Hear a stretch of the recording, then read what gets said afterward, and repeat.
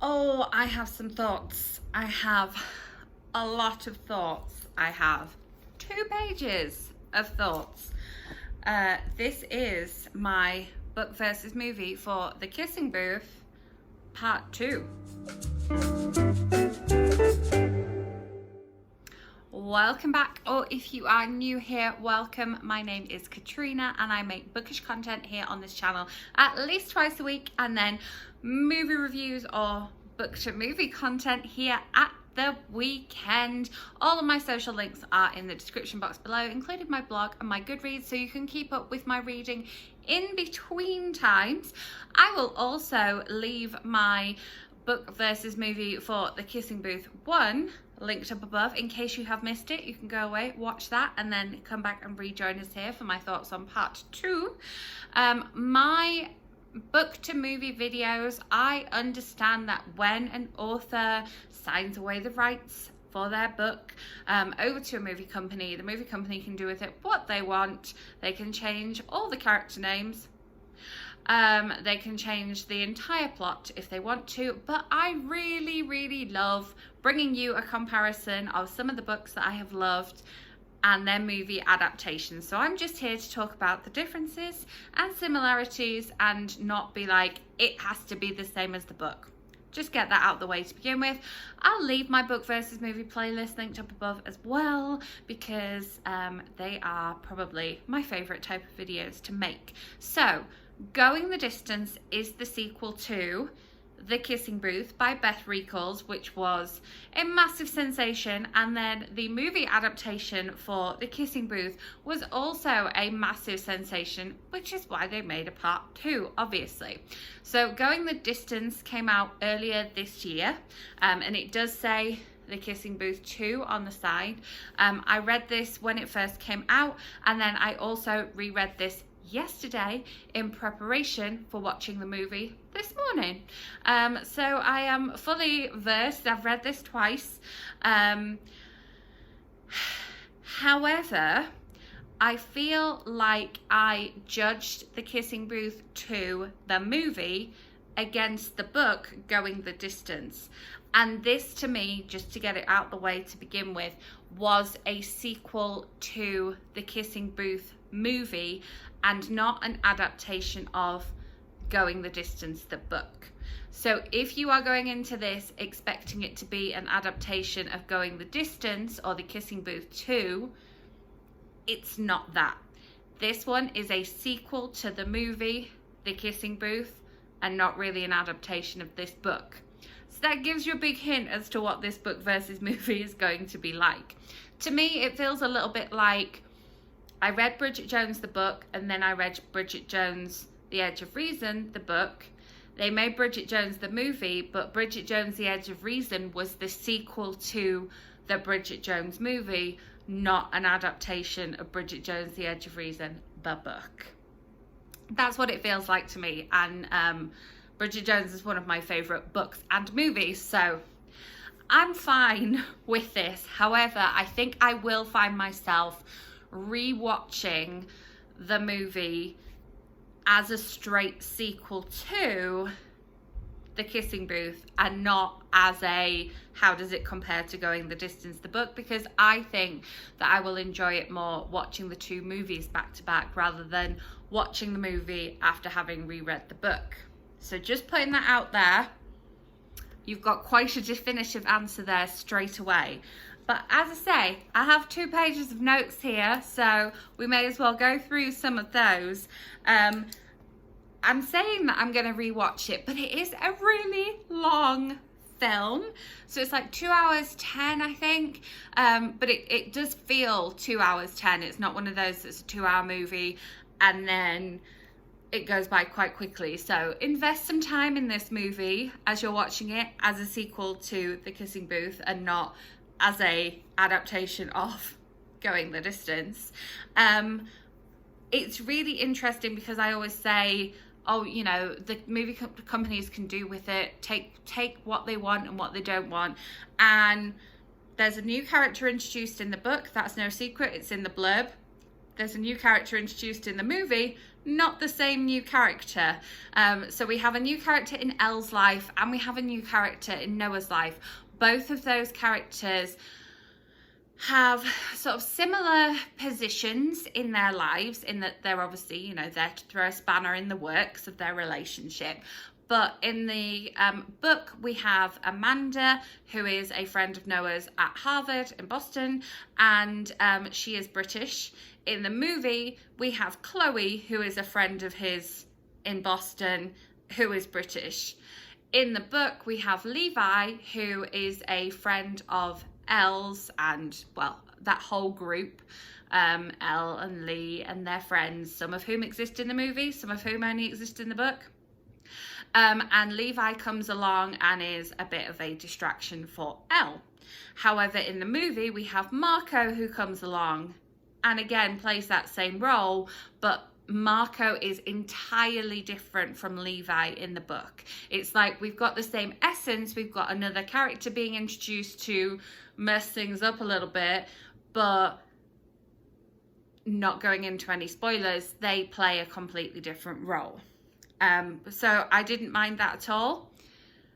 I really, really like the character of Levi in the book, and I really, really like the character of Marco in the movie. I felt quite conflicted because obviously in the first movie and book, I was very much like behind Elle and Noah, and I wanted them to be happy. Obviously, yeah, there's no spoilers for this movie or this book, but if you haven't seen or read the Kissing Booth one, there's going to be spoilers. Any review of this movie, the trailer of this movie is going to give you spoilers. Which I did film a trailer reaction. Should have left that linked up above. There we go. So that is a major, major difference in the whole storyline of the book versus the storyline of the movie. The arcade and the dance machine competition thing that was very much a plot point of the first movie is back in this movie. So it's not really mentioned at all in the book, but it's back in this movie. So again, further evidence that this is a sequel to the movie. I loved the arcade scenes, and in this film we have a whole big dance machine, dance mat competition that Elle gets involved in. I really, really, really loved that storyline. I thought it was a really cool idea, and it feeds into another storyline that is explored in the book and is also explored, I'd say almost even further in the movie, is the whole college application thing, and when you're applying for colleges out of state or when you're applying for private colleges, that it costs more money. The money thing isn't really brought up in the book. The application process and the conflict that Elle has as a character is brought up in both the book and the movie. But in the movie, it goes into the money side of things. And so we have this kind of dance mat competition, dance machine, dance party competition. And Elle wants to win money to pay for a college application. I really, really, really love this storyline, and I feel like the costumes that they decided on are a little bit like Saturday Night Fever-esque, so I really, really like that. I hope I'm not kind of off the mark on that one, because I do feel like they were kind of Saturday Night Fever. There was lots of that like disco colours and disco kind of music going on with the crowd, so I really, really enjoyed that. We'll just take a moment to enjoy Lee's hair in this film. Lee's hair had the floppy quality in the movie, in the first movie. Second movie, it's come back even stronger. Really, really enjoying Lee's hair in this film. Obviously, Joey King was wearing a wig, which is kind of noticeable when she's got her hair just properly down, but not when it's tied up. But since we're going into people's hair, it's quite interesting. And then we have the character of Rachel. Now, Rachel is in the book, and she is also in the film. However, I think that her character is actually explored even further in the film than it is in the book. She's very much a side character in the book and a plot point in the book, but I feel like her relationship with Lee is explored a little bit further in the film, and I feel like she gets more screen time in the film than she does page time in the book, which is not necessarily a good or a bad thing. I enjoyed her character, and I like the fact that they decided to do a little bit more with her character in the book. There are other things that take up more in the film, sorry, there are other things that take up more time in the book, so that's interesting. There were quite a few montage scenes. There's a montage at the beginning, which I really, really loved. And then there's a montage in Boston. And I really didn't like the montage in Boston. It's like we have to run everywhere. And, you know, Boston in the centre is quite touristy. And so I think if you were running everywhere, you would annoy the locals and other tourists would get in your way. And the Boston montage just made me cringe a little bit. It was one part of the film that I just really, really didn't like. And if we'd taken out that Boston montage, the film would have been ever so slightly shorter as well. So, yeah, getting a fully balanced review from me here, as well as some comparisons. Yes, didn't like the Boston montage, not so much. Jacob Elordi in this one, I'm really looking forward to. He is in a film coming up in September called Two Hearts, and he's like one of the stars of that film. And watching this made me more excited for that film. I'll link the trailer below. I haven't done a trailer reaction. I think I've shared it on social media, but he's kind of a selling point of that film for me, so I'm excited for seeing him in there. Yes, we've covered the characters and the dance thing. So this again is, it's not a spoiler. I'm not going to give away any spoilers, but it's talking about a plot point in the book that comes up and the way it's covered in the film. So I'm not going to say who it involves, but there's a plot point in the book that involves one of the guys wanting to ask another guy to the dance. And in the book, it's a Sadie Hawkins dance, so the girls ask the guys. And so it's a bit taboo in the fact that the girls ask the guys, but what if a girl wants to ask a girl or a guy wants to ask a guy? How does that work? So it's not a Sadie Hawkins dance in the film, but there's a similar storyline covered in a similar way, and I'm really pleased that they decided to keep that plot point in. I like the fact that they haven't just gone, oh, we'll not do this because we're not having that dance in the movie. There is a dance in the movie, don't worry. We need a dance. We need people to get dressed up and go in big cars and what have you. But I like the fact that it is covered in the film as well. So if you have enjoyed the book and really enjoyed that particular storyline in the book, as I did, it's still there in the movie, just in another way. So you be pleased about that. Then just very briefly, I want to talk about the ending. No spoilers. I really love the way they shot the last couple of scenes in the film.